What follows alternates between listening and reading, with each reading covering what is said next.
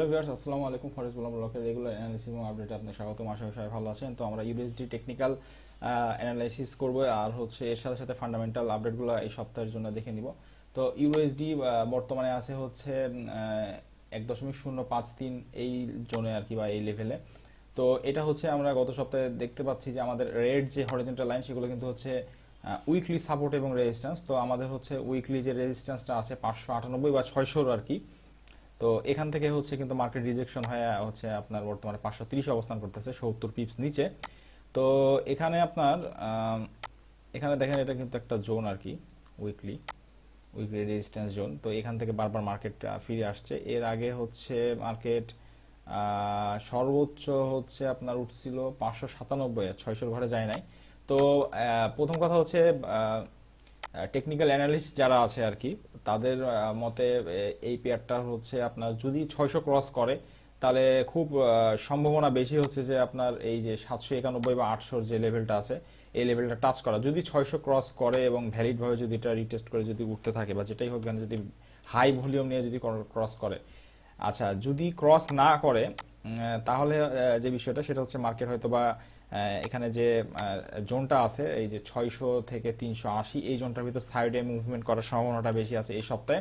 তবে সবচেয়ে গুরুত্বপূর্ণ বিষয় হচ্ছে যে এই সপ্তাহে বৃহস্পতিবারে, মানে সামনে আগত যে বৃহস্পতিবার 15 ডিসেম্বর, সেদিন হচ্ছে আপনার এফএমসির মিটিং আছে এবং জবলেস ক্লেম সহ অনেক বিষয়। তবে সবচেয়ে বেশি ইম্পর্টেন্ট এফএমসি মিটিং। সেখানে ফেড যে ঘোষণাটা দিচ্ছে যে তারা এখন দবিশ কমেন্ট করছে এবং তারা হচ্ছে রেট হাইক অ্যাগ্রেসিভ ভাবে করতেছিল সেটা থেকে ফিরে আসতেছে।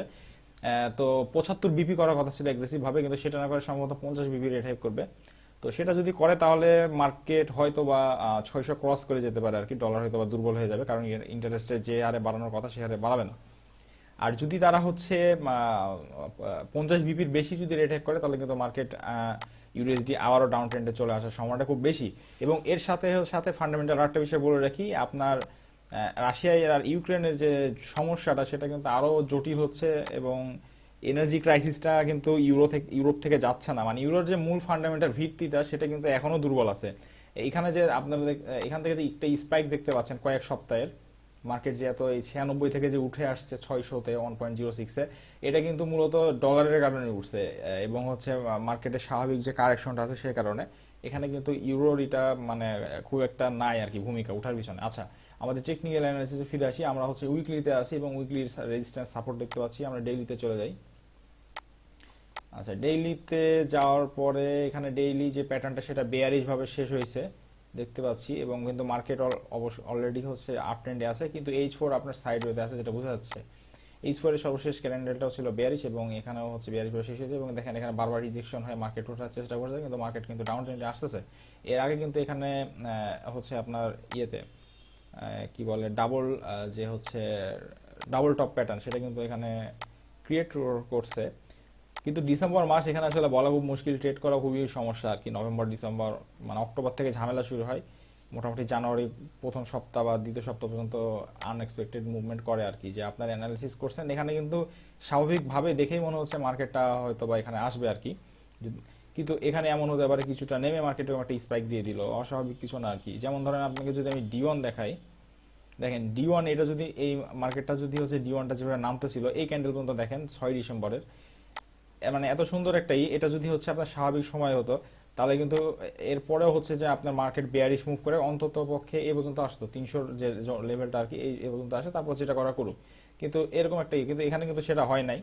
এখানে হয়তো বা যারা এটা দেখে সেল নিছেন এই প্যাটার্ন থেকে, এবং সে সময় কিন্তু সেল নেওয়ার মতো ফান্ডামেন্টাল নিউজ ছিল, কিন্তু পরবর্তীতে মার্কেট দেখেন কিন্তু এখান থেকে বুলিশ হয়ে কিন্তু প্রায় 200-300 পিপসের মতো আপ করছে।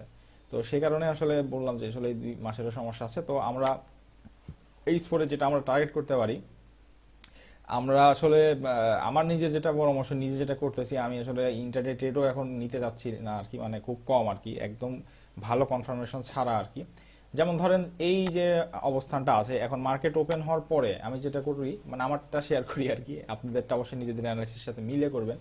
দেখা যাচ্ছে মার্কেট এখানে আসলো এবং ফান্ডামেন্টালি তেমন কোনো নিউজ নেই, মানে আগামী 15 ডিসেম্বরের আগে দেখা যাচ্ছে যে তাহলে আমি এই জায়গা থেকে একটা ইন্টারডে বা একটা লং টার্মের জন্য একটা শর্ট পজিশন নিতে পারি, যেটা টার্গেট করতে পারি TP1 এখানে এবং TP2 হয়তো বা সর্বোচ্চ 380 পর্যন্ত টার্গেট করতে পারি। তো এরকম আর কি, এই ক্ষেত্রে হয়তো বা আমি হচ্ছে ইন্টারডে নিচ্ছি, কিন্তু অন্যান্য ক্ষেত্রে দেখা যাচ্ছে যে শর্ট টার্মের জন্য এখানে কিছুটা কনফার্মেশন পাচ্ছি, শর্ট ট্রেড নিয়ে বের হয়ে আসতেছি। এটা হচ্ছে কারণ, যেহেতু এখন মার্কেটের কোনো মুভমেন্ট ঠিক নেই। তবে আমরা এই সপ্তাহের জন্য ট্রেড করতে পারি ইউএসডি সম্ভবত 448 বা 20-এর যে লেভেলটা, আশা করতেছি এটা কমপ্লিট করবে। তারপরে যদি এক্সটেন্ডেড মুভ করে তাহলে হয়তো আমরা এই পর্যন্ত আগামী হচ্ছে আপনার 15ই ডিসেম্বরের আগ পর্যন্ত আমাদের এটা থাকবে আর কি, আশা যে এর ভিতরে থাকবে। তবে আমাদের সবচেয়ে বেশিই থাকবে যে যাই হোক, যদি ফান্ডামেন্টালি বড় কোনো ইস্যু না কাজ করে হয়তো বা মার্কেট এই জোনটার ভিতরে থাকবে। তবে ওই যে বললাম যে বলা যাচ্ছে না কি হয়, যদি মার্কেট আবার এটা ব্রেক করে ফেলে এবং টেস্ট করে তাহলে হয়তো বা আমরা এর পরবর্তী 650, 700 বা 800 পর্যন্ত মার্কেট হচ্ছে দেখতে পারবো আর কি, এই লেভেল পর্যন্ত।